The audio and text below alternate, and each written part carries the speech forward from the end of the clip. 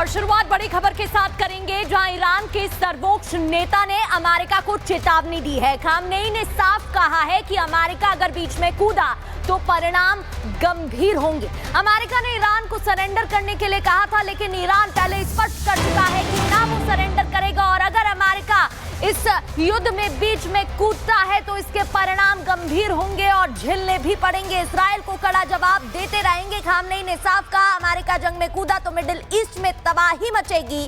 हमारी सेना अपनी रक्षा करने में सक्षम है। तो खामनेई को अमेरिका ने यानी कि डोनाल्ड ट्रंप ने चेतावनी दी थी पहले और सरेंडर करने को कहा था, लेकिन अब खामनेई ने अमेरिका को पलटवार करते हुए ये साफ चेतावनी दी है और कहा है कि अगर अमेरिका मिडिल ईस्ट में इस युद्ध में कूदता है तो मिडिल ईस्ट में तबाही मचेगी और उसके परिणाम भी गंभीर होंगे जो भुगतने होंगे।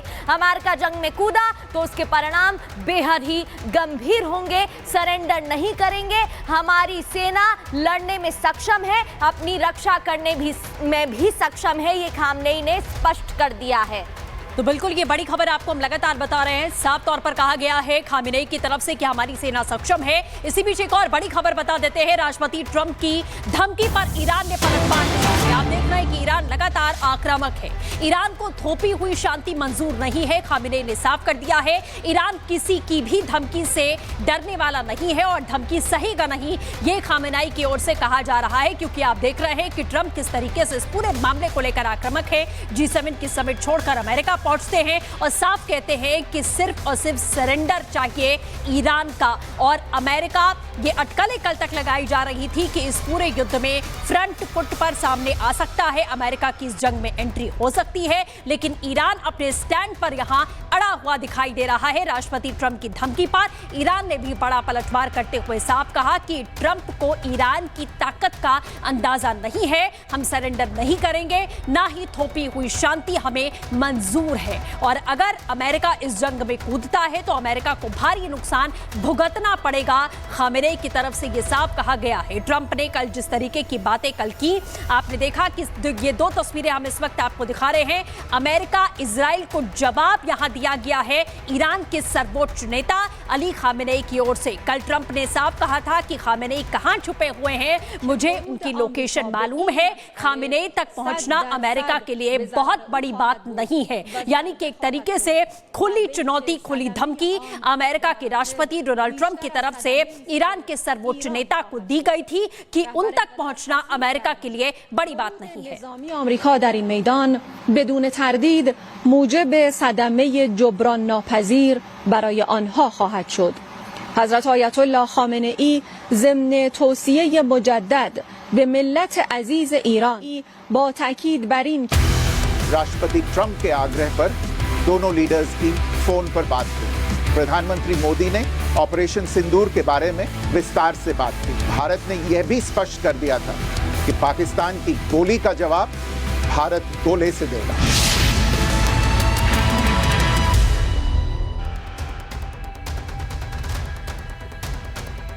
और अब बात पीएम मोदी की। प्रधानमंत्री नरेंद्र मोदी ने एक बार फिर से ऐलान कर दिया है कि ऑपरेशन सिंदूर जारी है और आतंकवाद के खिलाफ भारत की जीरो टॉलरेंस की नीति यहां सख्त है। अमेरिकी राष्ट्रपति डोनाल्ड ट्रंप से पीएम मोदी की मुलाकात कनाडा में होनी थी, लेकिन ट्रंप की जल्द वापसी की वजह से यह मुलाकात ना हो सकी। तो ट्रंप ने प्रधानमंत्री मोदी को फोन करके अमेरिका आने का न्योता दिया और 35 मिनट तक लंबी बातचीत चली। देखिए इस रिपोर्ट के जरिए।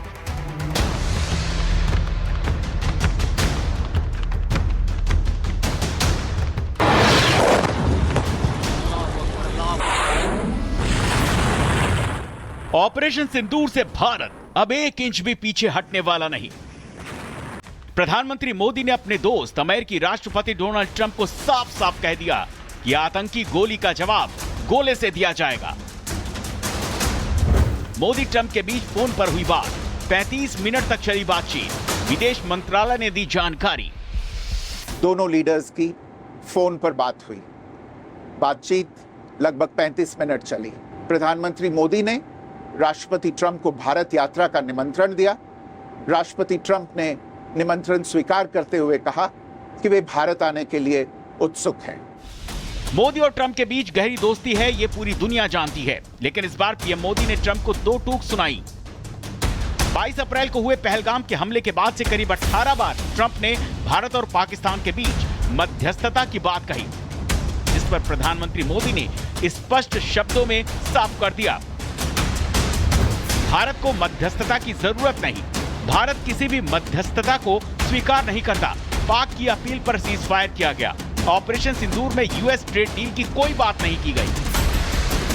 दोनों देशों के बीच हुई फोन डिप्लोमेसी में यह पहली बार था जब भारत पाक के बीच हुए सीज फायर के बाद दोनों दोस्त बात कर रहे थे। दोनों नेताओं ने ऑपरेशन सिंदूर पर विस्तार से चर्चा की और बातें इजराइल और ईरान की जंग को लेकर भी की गई।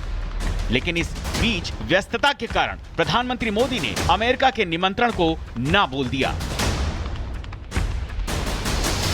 खुशी की बात यह है कि मोदी जी ने बता दिया है डोनाल्ड ट्रंप साहब को दो टूक शब्दों में कि भाई हमारी तरफ से ऑपरेशन सिंदूर अभी जारी है, हम किसी भी तरह से आतंकवाद एक्सेप्ट नहीं करेंगे। ट्रंप और मोदी के बीच फोन डिप्लोमेसी की टाइमिंग पर नजर डालेंगे तो पता चलेगा कि ये इतनी अहम क्यों है। इस वक्त Pakistani field marshal general Munir America में हैं। मुनीर की ट्रंप से मुलाकात होनी है। ट्रंप ने मुनीर को परेड का निमंत्रण नहीं दिया। अमेरिका में मुनीर का विरोध हुआ। मुनीर के खिलाफ नारेबाजी की गई। मुनीर को भगोड़ा और कातिल कहा गया। लंच पर मुनीर और ट्रंप की मुलाकात होनी है, जिसमें मुनीर अपना दुखड़ा सुनाने वाले हैं। लेकिन उससे पहले ही प्रधानमंत्री मोदी ने साफ कर दिया कि पाकिस्तान को क्यों और कैसे मारा गया, और वो अगर नहीं सुधरता है तो और ज्यादा मारा जाएगा, जिसमें भारत का हाथ कोई नहीं रोक सकता है। Bureau report, Republic Bharat.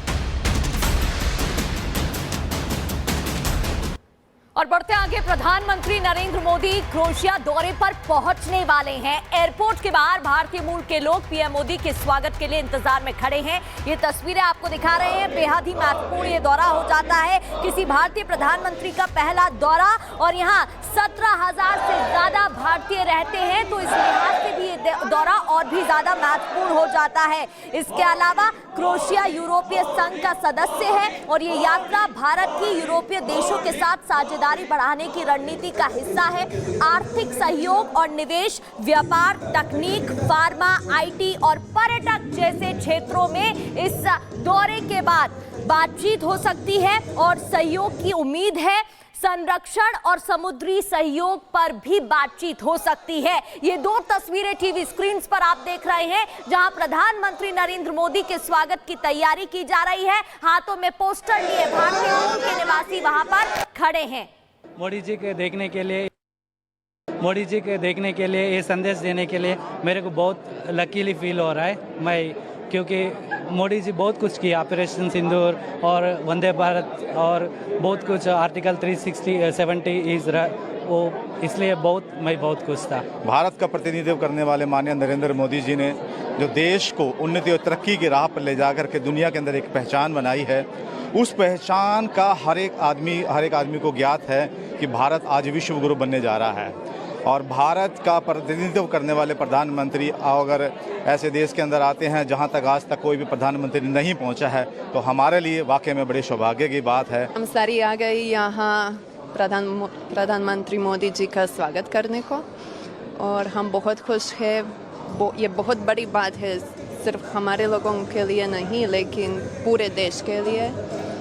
और जी, हम बस इंतज़ार कर रही है। अभी हम सिर्फ बोलना चाहते कि हमें बहुत खुशी है, बहुत गर्व की बात है, इसीलिए मतलब यहाँ आने के लिए बहुत fortunate, very lucky. For so many years I been waiting for this chance to meet. बहुत ऑनर्ड है हम प्रधानमंत्री आने के लिए, और हम यहाँ आ गए उनका स्वागत करने के लिए।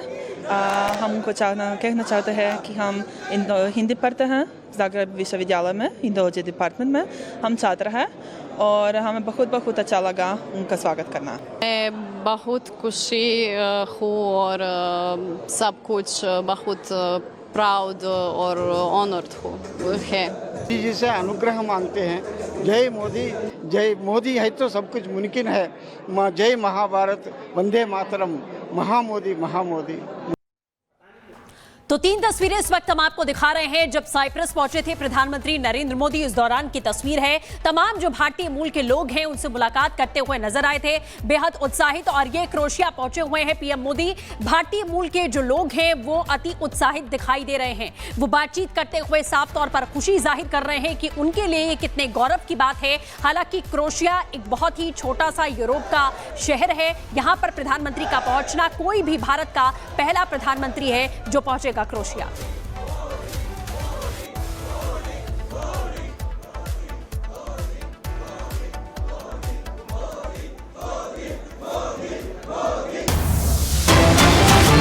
इसी बीच एक और बड़ी खबर, इजराइल पर ईरान ने बड़ा मिसाइल हमला किया है। इजराइल का विजमैन साइंस इंस्टीट्यूट पूरी तरीके से तबाह हो गया है। तो ईरान भी लगातार बड़े पलटवार कर रहा है इजराइल का।